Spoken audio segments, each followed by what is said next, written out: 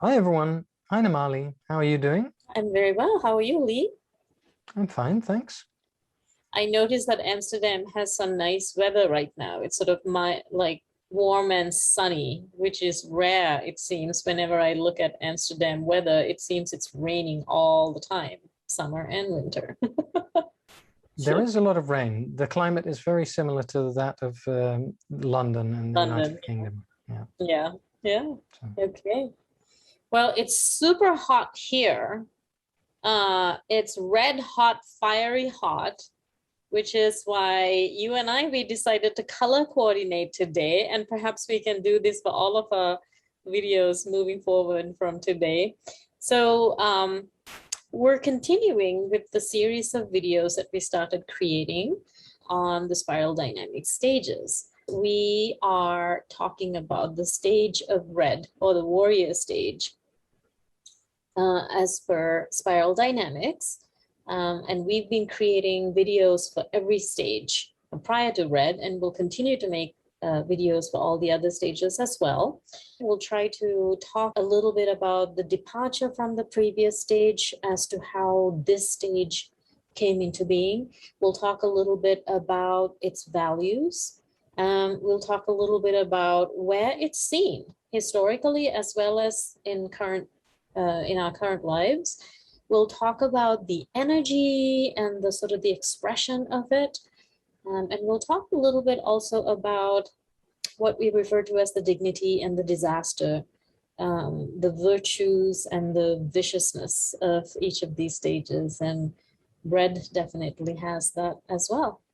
And we'll end with a little, very simple explanation about how red will move into amber or blue, the next stage, which we will talk on our next call.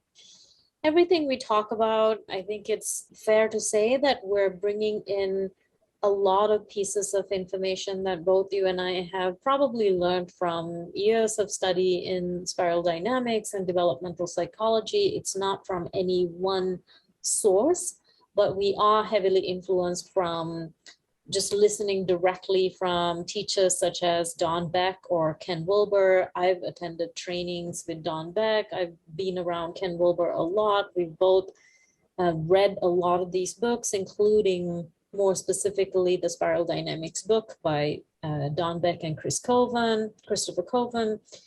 I know I have referred to the Spiral Dynamics Integral Netherlands website. That's a really great website to follow. Let me speak a little bit about how this stage evolves. We spoke briefly about this at the end of our purple call as well, purple magenta stage.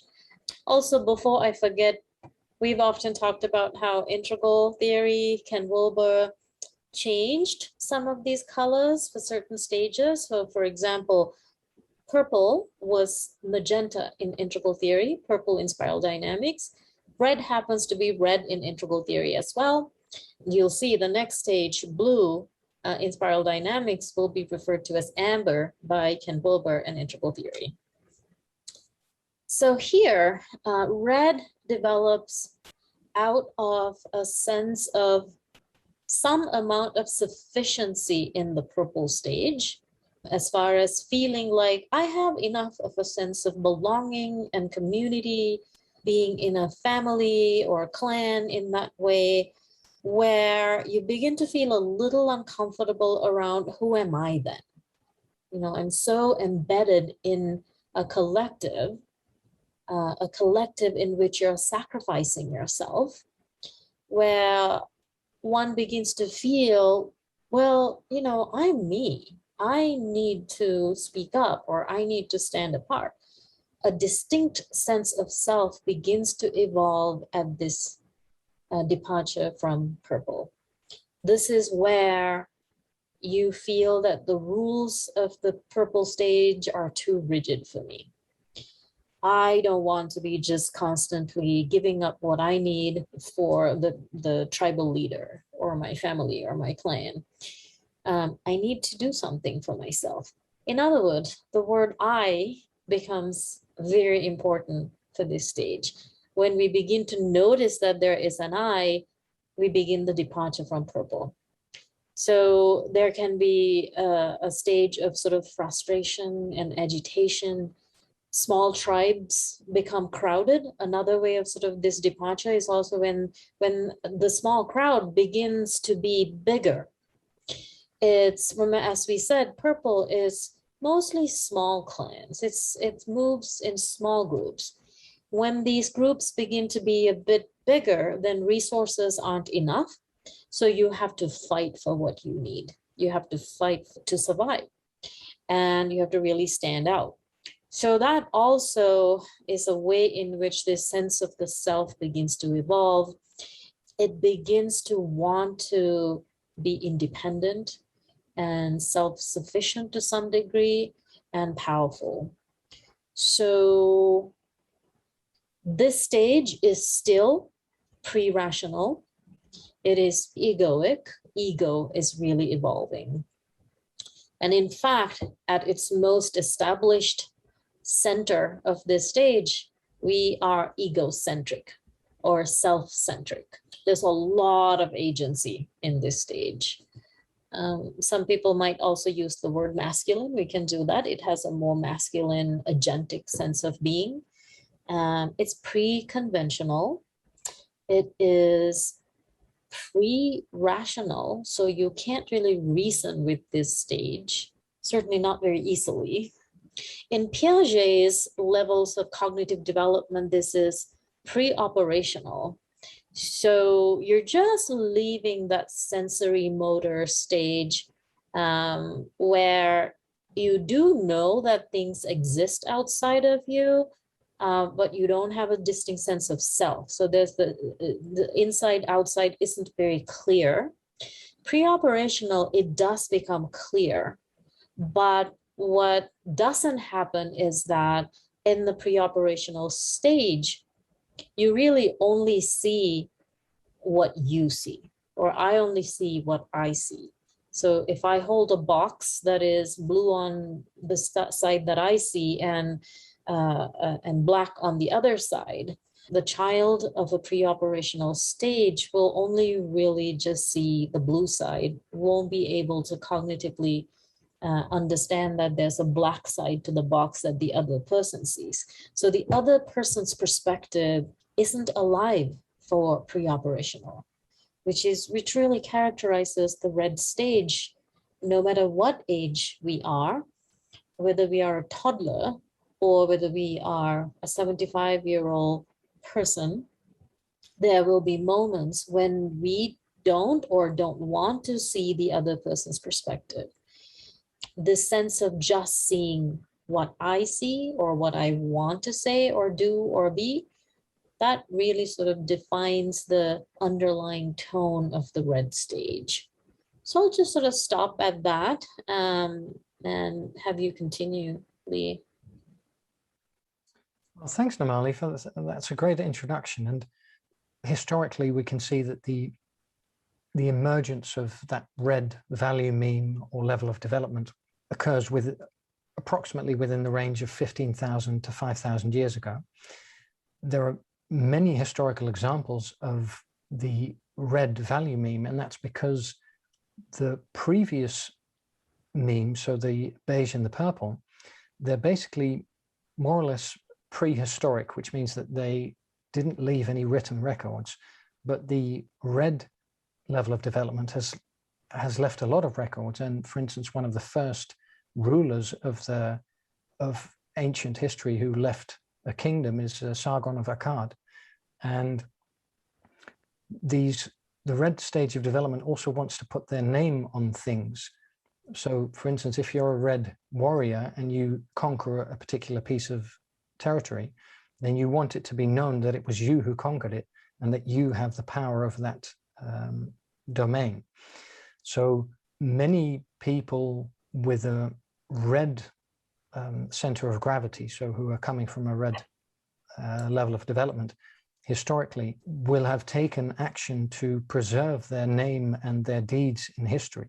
So for instance, Alexander the Great, when he went out on a campaign to conquer a large part of Asia and most of the Mediterranean and everything in between.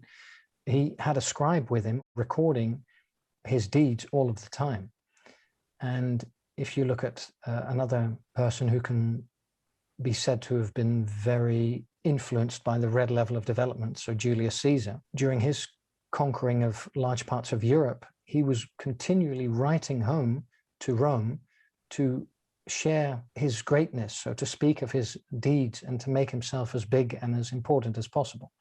It really worked, because you and I are currently recording this call in the month of July, and July is, of course, named after the Julii, the family of Caesar. So it's a way in which making your mark on history is very important, and sometimes it can be so successful that it lasts for centuries.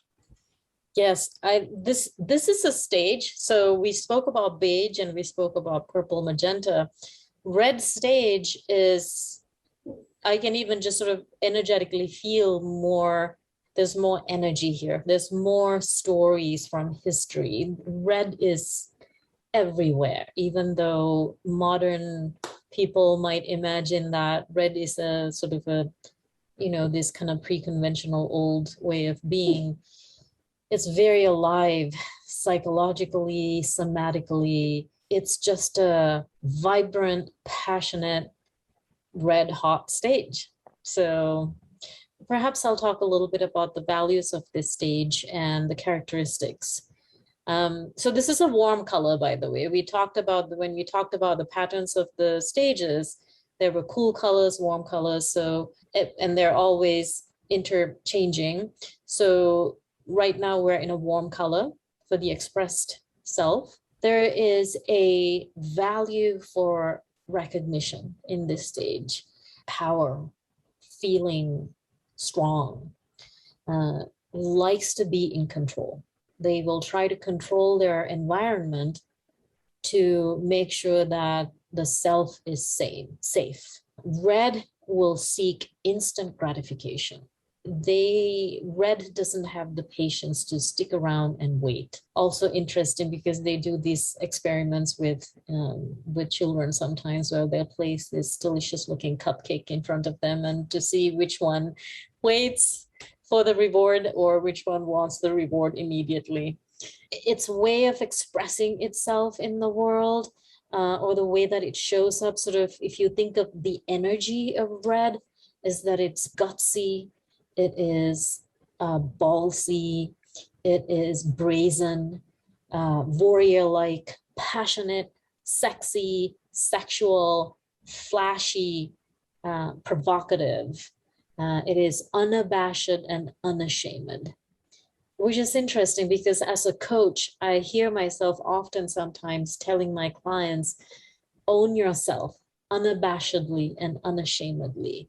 And that is really interesting, because it almost sounds like a very red way of, here you are, or here I am, and I'm here to make a statement.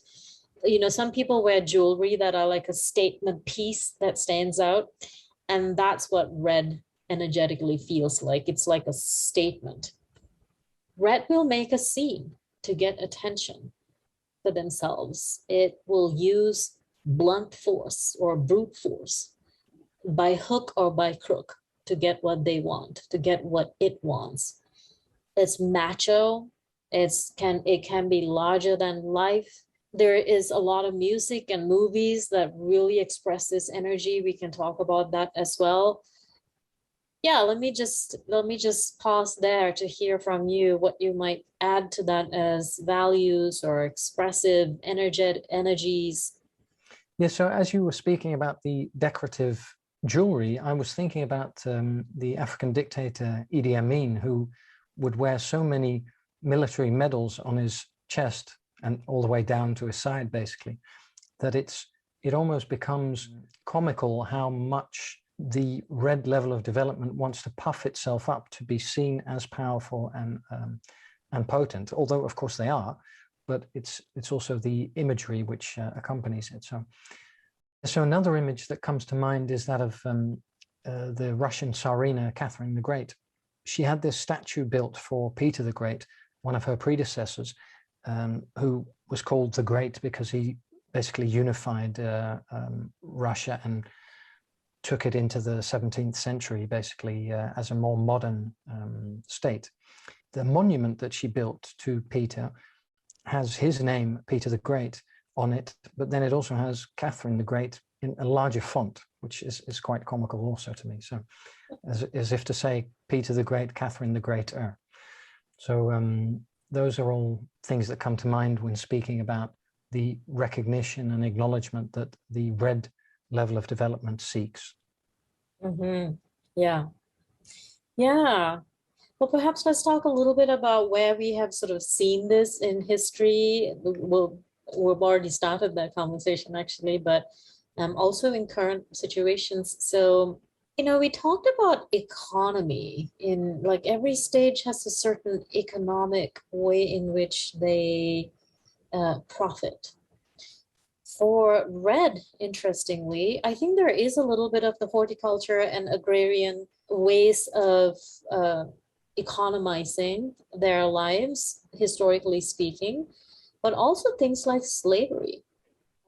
Enslaving others is a very red thing. Exploiting others is a very red thing. And you will exploit anything and everyone if you can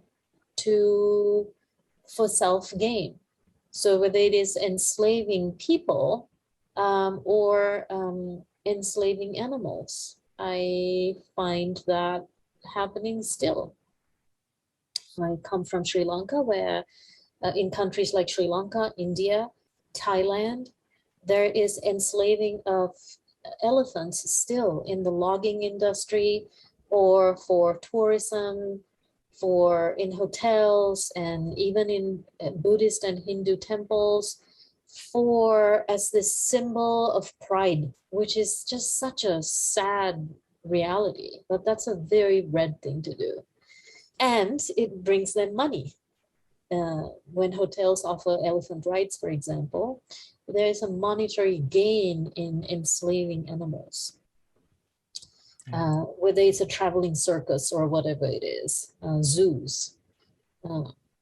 Feudal kingdoms, historically, and I guess we can say anything like villains and gang violence. We see that in the world right now.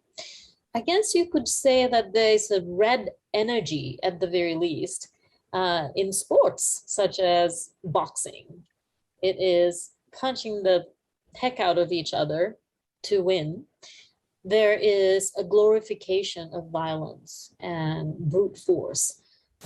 Cult leaders and dictators, they get to those positions because of a narcissistic drive and terrible twos. As this sense of the distinct self emerges, you really will do anything you can to make that sense of self feel even more powerful.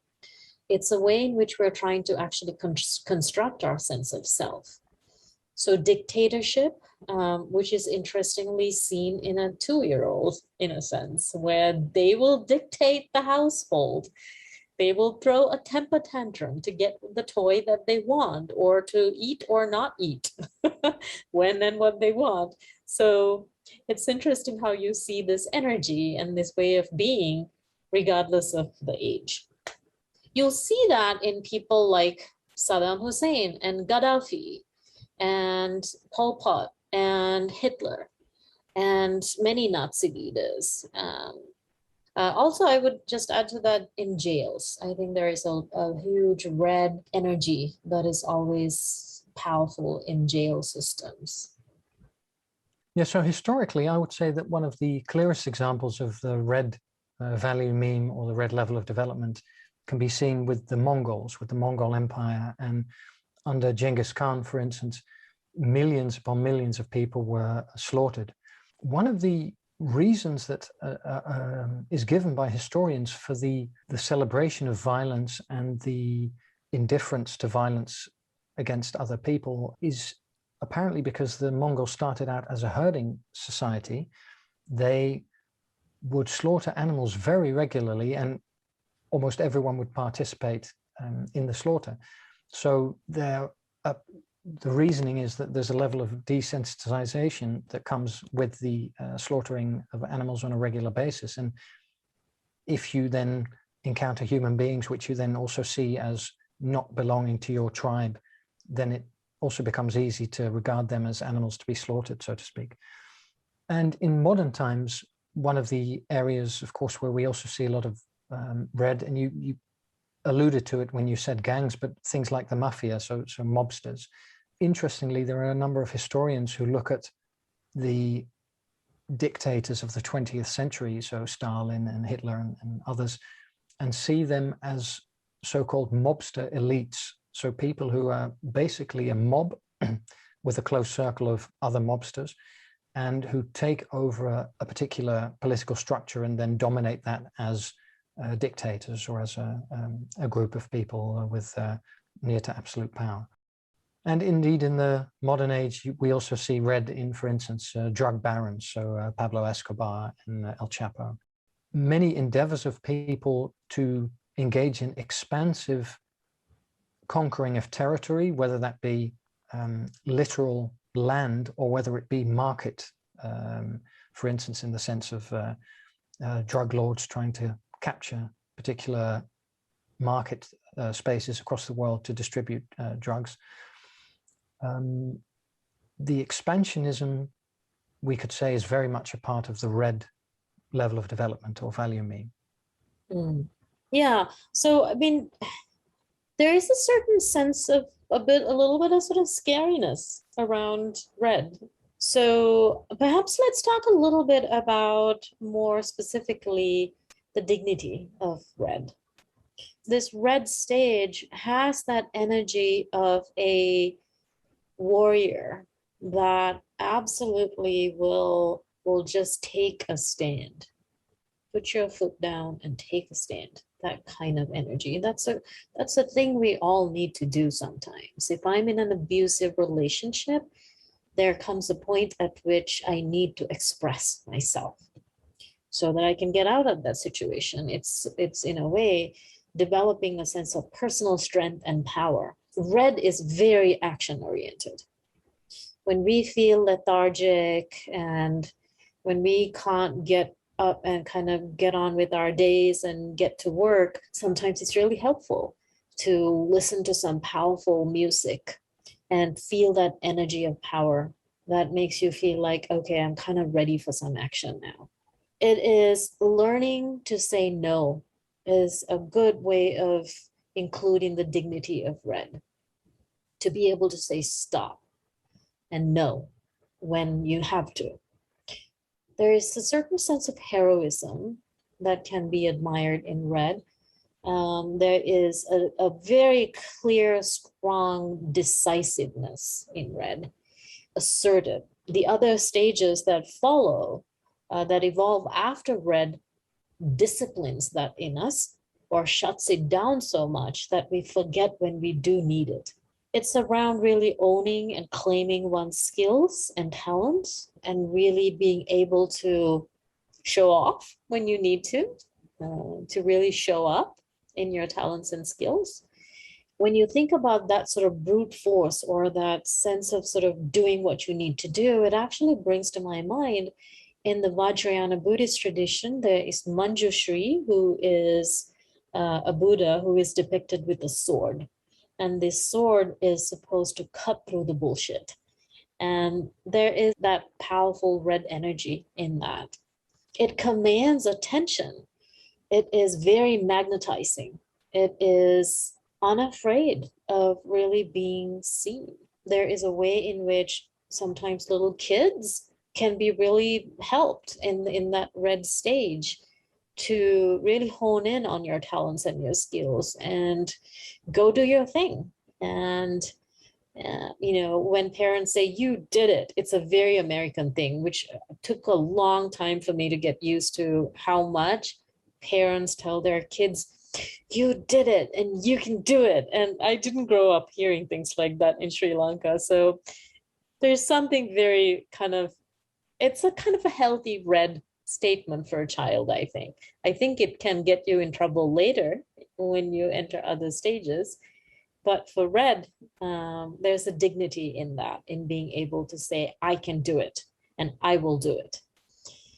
Basically, the dignity of red is that without a little pop of red, a little pop of color like red, life can be really dull and boring.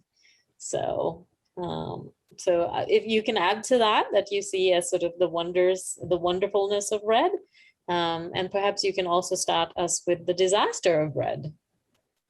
Yeah, so I would say that the ability to make credible threats is also a red capability, and it's important because indeed, as you say, we need to be able to say no, but there has to be some weight behind it, in the sense that we need to be able to draw on the red level of development to take action if we're wronged, or if someone moves against us in a destructive way. So for instance, one of the ways that we can embody red is, for instance, by engaging in martial arts, or engaging in techniques to be able to fend off aggression or negativity from other people. So these can also include conversational techniques where we are just basically able to take care of ourselves.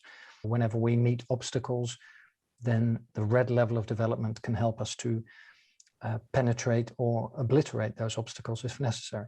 As you say, there's something about red that is very energetic and forward-moving and bold. Yeah, I like the word, which is not really a word, I think, but I heard this first from my Integral Coaching Canada teachers. They used to say being bodacious. It is bold and audacious. Bodacious. The disaster, which I think we have alluded to, we've spoken enough about it already, but I have a sort of a list of ways in which we can just really capture the disaster of red. If we are so egocentric, if we are so self-centered, we have no regard for others, really. We will seek instant gratification, and in order to get that, we'll do whatever we need to do, including a lot of aggression and violence. There's a ruthlessness that can be very scary. It's brutal. It's getting what I want by hook or by crook. Narcissistic personality disorder is an arrest at red. It's an arrested developmental disorder. You can feel entitled. Now, as I'm saying this list, it's also interesting to think about, whoever might be listening, do we ever experience this in ourselves? I would say yes. All of these disasters of red. Yes, absolutely. There are times when I feel entitled. If I go to a store and nobody's helping me, and I'm sitting there wondering, well, why isn't anybody looking to help me here? There's that sense of entitlement. Or if something goes wrong and I have to call the city to get some help and they're too busy, I can feel really that energy of entitlement creeping in. There's arrogance. There's a lot of lying in red. Sometimes, otherwise, you just can't get what you need. So you will, hook or by crook means you will lie your way through life. You will take revenge. It's a lot of vengeance in red. There's a lot of grandiosity, exploitation and abuse, which we talked about. There's a lot of seduction in red. This sort of stage of seducing to get what you want. There's no sense of moral values. There's no sense of morality really here. There is some sense of fear of God, whatever that might be, but at this stage, there is a certain fear. You can obey somebody if you're red, but only really to get what you want. Not really to kind of, okay, not the way that amber blue, the next stage, would obey God. You demand loyalty, and if you don't, you will be canceled. Some people think that it's only postmodernism that cancels. Every stage cancels, and the way red cancels is far more brutal. It'll take a limb or two off of you if it has to. That's the way red would cancel you, or a bullet to your head. It's highly indulgent. It is hedonistic and sadistic. Red can derive joy from someone else's suffering. Yeah, so the point you made about the vengeance of Red, there's a wonderful story about Julius Caesar that before he was famous and before he was basically the dictator of Rome, he went to Greece. He sailed to Greece to be educated by a famous orator, but he was captured in the Mediterranean Sea by pirates, and the pirates, they wanted to ransom him. So they asked for a particular amount, and Julius Caesar basically laughed at them and said, I'm worth much more than that. So he bargained his ransom up. So that was already quite humorous. And then they kept him for about 38 days. And during his captivity, he behaved without fear of his captors, and he was just writing poetry and basically lecturing the pirates and telling them to be quiet when he wanted to sleep and things like that. And then occasionally he would say to the pirates, when I'm released, I'll come back and I'll crucify all of you. And the pirates thought, oh, well, it's just idle talk, of course. But indeed, once the ransom was paid and he was released, he gathered a force and he went back and captured the pirates. And eventually he indeed crucified all of them. So there's indeed that vengeance to Red that also wants to be true to its word, that wants to be able to make those credible threats and wants to be able to act on them if they're wronged. But indeed, sometimes it's extremely violent and destructive. Yeah. You know, we spoke about dictators and sort of narcissists, and I hate to say this, but Trump comes to mind in an interesting way, because I think some people would call Trump a spiral wizard in a way. He's very orange. He's very, very sort of numbers minded. He's very good at understanding polls and things like that. But mostly not for the Republican Party, but for himself. Now, what do numbers mean for him? That's what is interesting about Trump. He would talk about crowd sizes, not so much because, oh, this is how we can see how, powerful the Republican Party is. No, it's more about how many people came to see him. So that's why he's interesting, because you see things that look very orange, but they ultimately sort of trickle down to how does it impact me and how I look in the eyes of the world.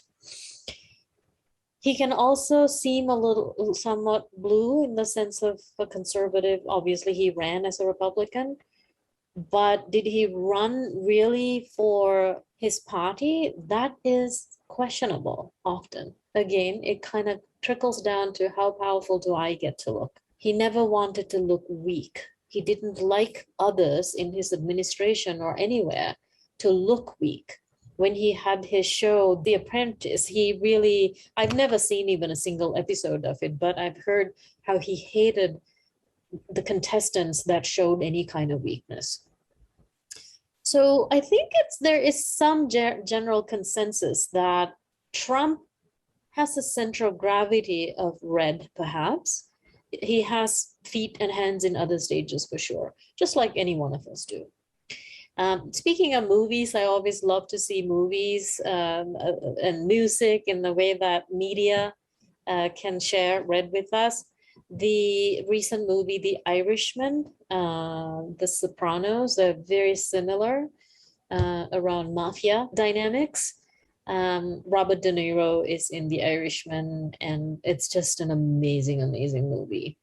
You spoke about Idi Amin. So I think a lot of documentaries, movies that are based on Idi Amin, you'll see a lot of red. And the movie that comes to my mind in this moment is The Last King of Scotland. Just amazing, and just a lot of red in that. You can see The Lion King and the little king when the little baby sings. I just can't wait to be king. It's that sense of coming into this world. And in fact, I remember very clearly when I took part in training with Don Beck for stage Red, he played that song from the movie Lion King. You already mentioned Alexander the Great, certain these Roman, Japanese emperors.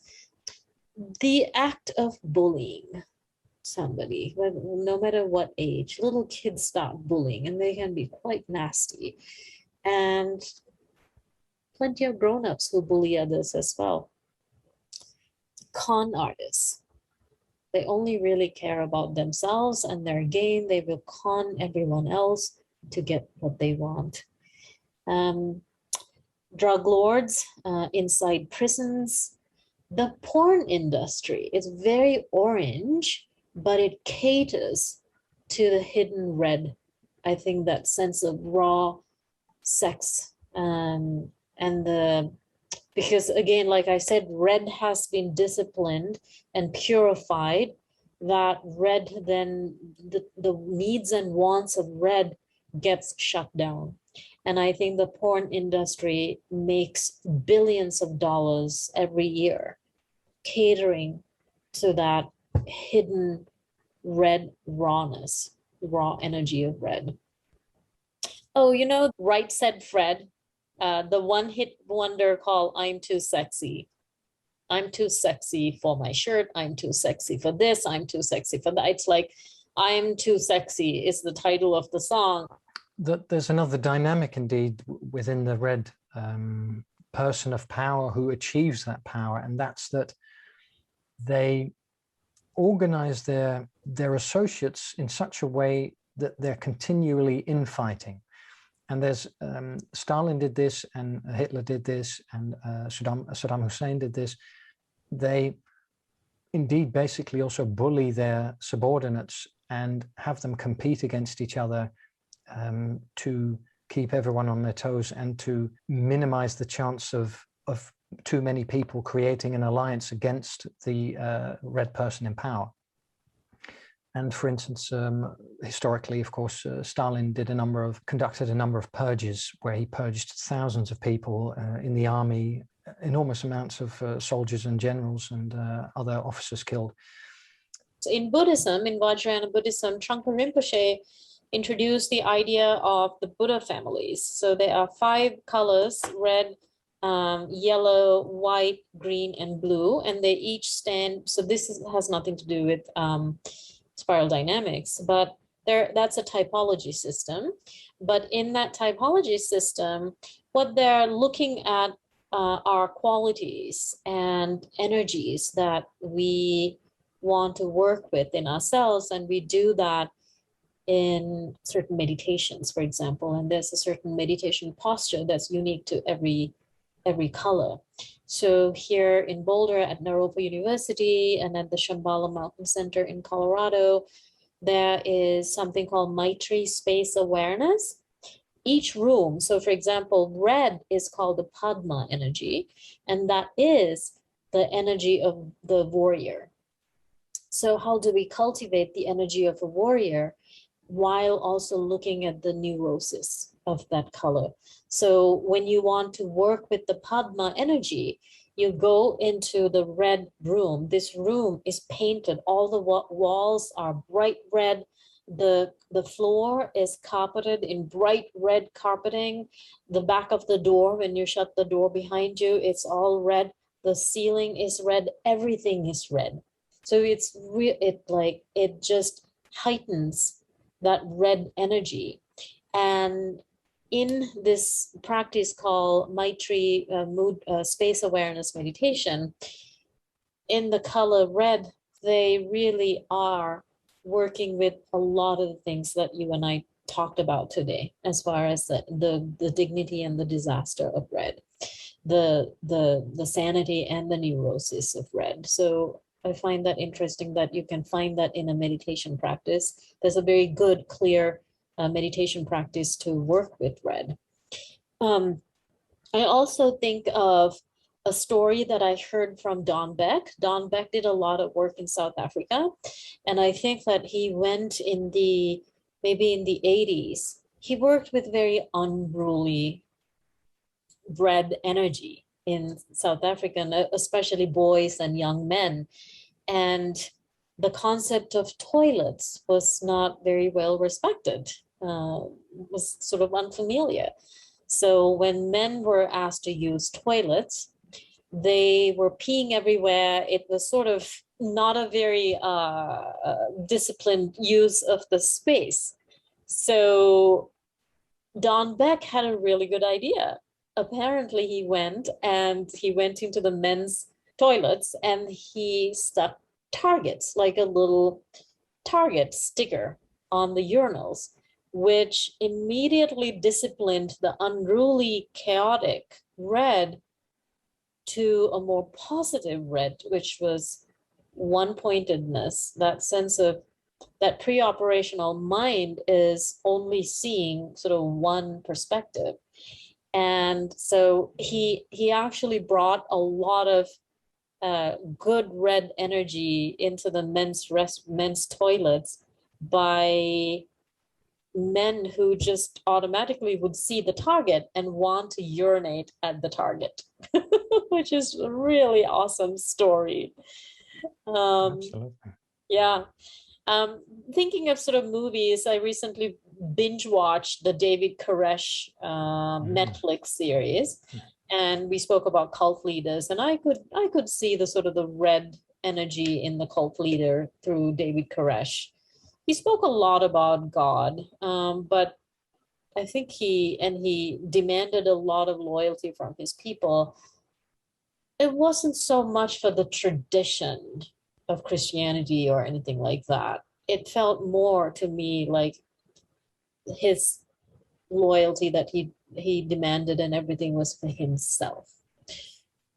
Certainly, it's interesting that you speak about David Koresh, because he interpreted the Bible also in very novel ways. So because we'll be looking at blue, of course, during the next call, or amber in integral theory, and there it would be much more appropriate to take the word of the Bible as literal and to not interpret it in any novel ways. So indeed, I could see what you're saying, that David Koresh, in his interpretation, was very individually oriented. So I have a revelation about how the Bible should be interpreted, and you can get your knowledge from me, indeed. So it's a very self-focused way of approaching that. So let's talk a little bit about, as you and I are both we're coaches. So in the coaching world, how do we sometimes encourage clients or anyone to become more integrated with red? So we can offer things like certainly doing shadow work to integrate violence or tendencies that we have disowned in ourselves around sex and violence and power dynamics. It's often an encouragement and an invitation to work with that red shadow. So certainly that's something we would say. Taking up art forms, sports such as karate, anything that has to do with self-defense, I think is a really healthy way of integrating red as a form of protecting ourselves. And I think karate often stands out as a really wonderful way of doing that. Really disciplines the chaos of red. Owning one's sexuality in a healthy way feels like a good red activity. Instead of shaming sexuality, to own it, and to appreciate it in a way, to celebrate it, to express it. That can be a very healthy red activity. Turning our anger into creativity or something more discerning and powerful is a way of integrating red. Practicing being decisive, taking action is a good red practice. Taking autonomy, like putting your foot down and saying no or saying stop when you have to. If you're stuck in any kind of situation that isn't serving you, you have to be able to do that. And that's a very good red way of doing that. Learning to set boundaries. a very good red practice. Powerful somatic exercises. So for example, I wouldn't say that Tai Chi expresses red, but I would say maybe just some really good, strong, powerful music and being able to just dance energetically can be a nice way to get into that energy of red in a healthy way, to feel powerful and bold and expressive and feel the strength in your body, which you certainly you can do with any kind of sport for sure. Just standing still can be that as well. But there's something I think about even just going to a nightclub and just dancing and this sort of enjoying the gyrating bodies hitting against each other. There's something very kind of powerful and sexual about all of it. And that can be a fun way to integrate red into one's life. Certainly, I would also add self-expression things like art. So indeed, creative projects like, for instance, music or painting or just things like that, to express self through action in the world in a way that's about you and manifesting what you feel in the moment. And in addition to saying no, I would also say also helping people to say yes when appropriate. And that's indeed also, as you refer to, sometimes shame can hold back the impulse to move forward also. And indeed also just staying physically strong. And so doing exercises that build muscles, for instance, just to feel strong in life and to feel in connection with the red value meme or level of development. Yeah, yeah. Yeah, red is about the life force. So speaking of Tai Chi, actually, you do move from that space of Qi, which is your life force, your prana. So, yeah, yeah. So excellent, Namali. So perhaps we can sketch how the red level of development evolves into the blue, or in integral theory, amber level of development. From a societal perspective, red is, of course, extremely chaotic, and it results in a large number of deaths, instability, upheaval politically and socially. So from the populace, it's logical that there would be a desire for more order to constrain the excesses of red. So that's something from a collective level. At the individual level, if you are a person of power in a red system, then you're at the top of a power hierarchy where people are gunning for you or trying to get you out of the way to take your place. So from that perspective, there's also, as you become older and become wiser, there's also an incentive to create a system where power can be transferred without immense upheaval and without you having to die.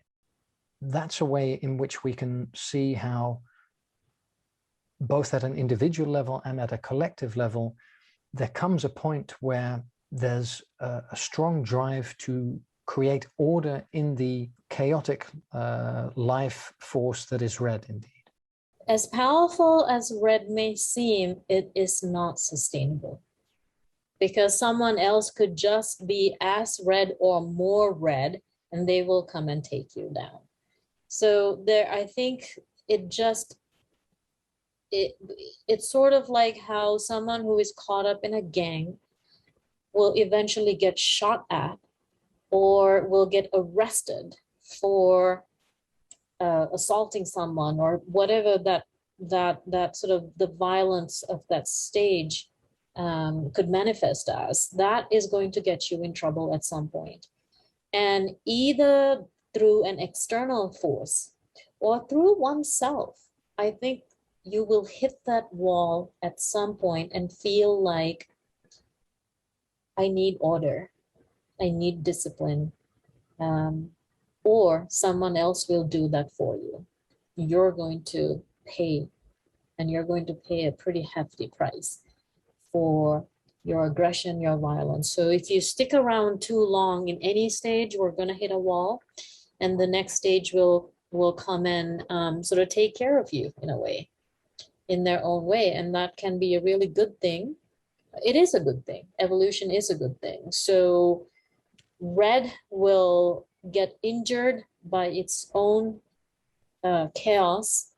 And at that point, the purifying energy of the next stage, the disciplining strictness of the next stage is what's going to help red. So we'll talk more about that on our next call. Well, excellent, Amali. So thanks everyone for watching, and until the next time. All right, we'll be wearing blue next time.